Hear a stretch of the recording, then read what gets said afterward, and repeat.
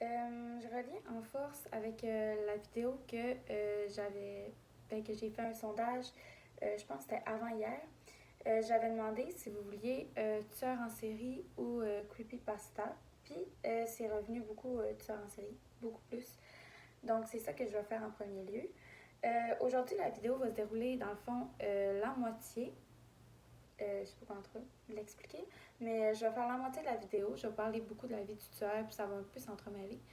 Puis une autre vidéo vraiment pour ces meurtres, parce qu'aujourd'hui, je pense que je vais faire peut-être un meurtre que je vais expliquer plus. Puis la prochaine fois, je vais faire toutes ces autres meurtres, ben si possible, parce que je ne penserais pas faire trois parties. C'est une grosse histoire, mais pas pour en faire trois parties. Donc c'est ça. Comme la dernière fois, ça ne changera pas. J'ai une mauvaise qualité d'écran. J'ai la luminosité qui est pas très bien arrangée. Je suis vraiment désolée pour ça. C'est sûr que, comme je vous disais la dernière fois, je vais attendre de savoir si mes vidéos pognent. Puis si oui, ben, je vais m'acheter les choses nécessaires pour. Puis au contraire, ben, je vais juste genre m'acheter une caméra parce qu'elle va me servir pour d'autres choses de toute façon. Donc, ça sera des vidéos comme ça. En tout cas, pour le nombre de vues que j'ai eu la dernière fois, c'était très bon pour la première fois. Je pense que c'était beaucoup parce que je l'avais mis sur Instagram. Mais c'était quand même bon. Ça m'a vraiment surprise. Fait que merci beaucoup pour tous les gentils commentaires que j'ai eus. J'en ai pas eu de négatifs à date, mais probablement que ça va arriver si j'en fais beaucoup. Là. Mais c'est ça. Donc, à ce soir, j'avais le goût d'en faire une autre. Donc, je commence la vidéo. J'ai pas d'intro encore. Ça va être sur Ted Bundy, donc un des plus grands, excusez, un des plus grands tueurs en série de l'histoire. Je pense que c'est lui, le plus grand tueur en série. Il aurait fallu que je sois un peu plus au courant, mais en tout cas, j'ai quand même pris beaucoup de notes. J'ai beaucoup de pages. Ok. Donc, de son prénom, Ted Bundy, né le 24 novembre 1946, qui aurait maintenant 72 ans, est né à Burlington, dans le Vermont. Ted avait une fille nommée Rose Bundy. Là, je commence vite avec les affaires, ce qui n'aurait pas du tout dû être là, mais en tout cas, Rose Bundy, qui a aujourd'hui 37 ans. Elle est née le 24 octobre 1981. Et pour en revenir à la vie de Ted Bundy, ses parents étaient Johnny Culpepper Bundy et Eleanor Louise Cowell. Dans le fond, Johnny, c'était pas son vrai père, mais il l'a connu, je pense, dès sa naissance, donc c'était comme si. Bundy paraît bien aux yeux des gens. C'est quelqu'un avec vraiment un beau sourire, quand même charismatique. Je veux dire, quand tu savais pas qu'il avait tué du monde, ben, c'était vraiment un bel homme, ben, moi je trouve. Euh, avec un beau sourire, comme il est décrit, en tout cas, c'était vraiment décrit comme ça. Puis sur les photos, ben, moi j'ai pu vraiment dire, approuver que c'était vrai. Sa mère était employée dans un magasin. Elle avait 22 ans lorsqu'elle a eu Ted, ben, qu'elle a été enceinte de Ted, et avec plus ou moins de soutien.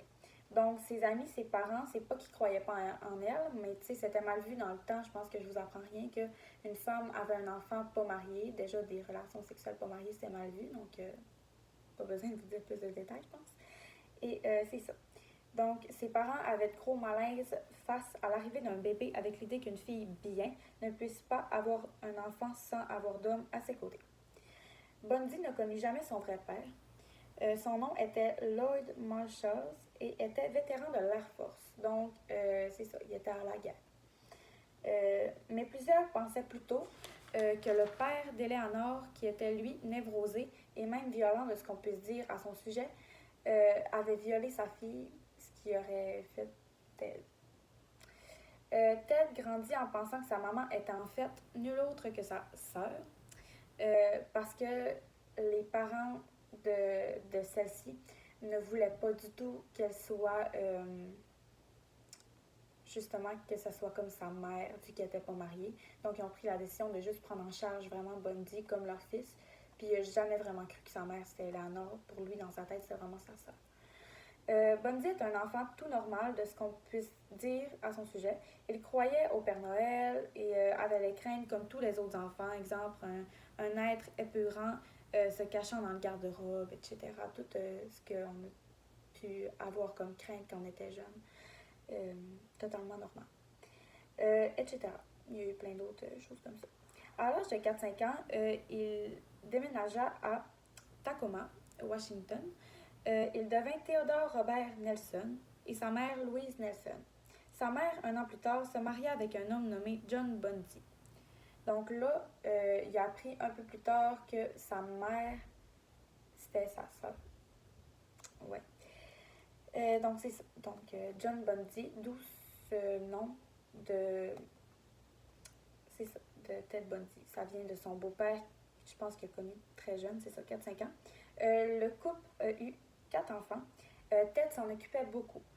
Il allait les chercher à la garderie, puis tu sais, il s'impliquait vraiment, là, genre, tu t'aurais pas cru que ça allait devenir quelqu'un comme ça.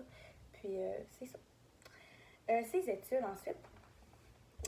Diplômé en psychologie, bizarrement, de l'Université de Washington. Un homme très intelligent malgré ce qu'il a commis, mais ça n'enlève rien, justement, il peut être très intelligent grâce à ça, malheureusement, c'est comme ça. Puis c'est sûr que c'est bizarre qu'il ait fait de la psychologie malgré le fait qu'il ait tué des gens, parce qu'il était capable de se mettre à la place des autres, puis il devait quand même être sensible. Mais en tout cas, ça c'est d'autres choses. Là, c'est vraiment, je vais parler des meurtres, en gros. Pour commencer, au début des années 1978, Ted arrive en Floride et loue un appartement avec une identité fausse, volée. Il s'installe et commence à commettre des petits vols pour gagner sa vie, donc pour gagner de l'argent parce que probablement qu'il n'y avait pas beaucoup de sous. Son premier meurtre le 14 janvier 1978. C'était dans un pensionnat pour jeunes filles nommé Driomega. Je pense que c'est ça. Je vous réécrirai le nom, je m'excuse, j'ai vraiment mal écrit mon affaire, je suis désolée. Une jeune femme du nom de Nita Neri entre dans la résidence avec une porte déjà entrouverte, donc déjà là, suspect. Elle voit un homme avec une matraque s'enfuir hors du pensionnat. Elle décide d'aller alerter sa coloc de chambre du nom de Nancy Dowdy. Je m'excuse, j'ai tellement mal écrit, ça n'a pas de bon sens. Mais décide plutôt d'aller en glisser un mot à l'intendante, mais croise alors une autre étudiante, Karen Chandler, en état de choc, titubant et couverte de sang. Elle trouve alors Katie Klein dans sa chambre recouverte, elle aussi de sang. Encore vivante, mais le crâne fracassé. Terrorisée, elle appelle la police. Ils en trouvent encore 2 autres, Lisa Levy et Margaret Bowman. Donc ça, c'était toutes les femmes qui ont été blessées. Donc, désolée encore pour les mots oubliés. Je vous mettrai le nom du pensionnat dans la barre d'infos. Je suis vraiment désolée. Pour vrai, je me sens mal. En tout cas, j'ai fait du mieux que je peux. Ça fait un petit bout que j'ai écrit le texte. Mais j'espère que ça vous aura plu. Et puis, je vais faire une deuxième partie à ça probablement dans les prochains jours. Je ne peux pas trop vous dire. Donc, désolée pour la mauvaise qualité de la vidéo. Et j'espère que ça va vous avoir plu. Merci beaucoup.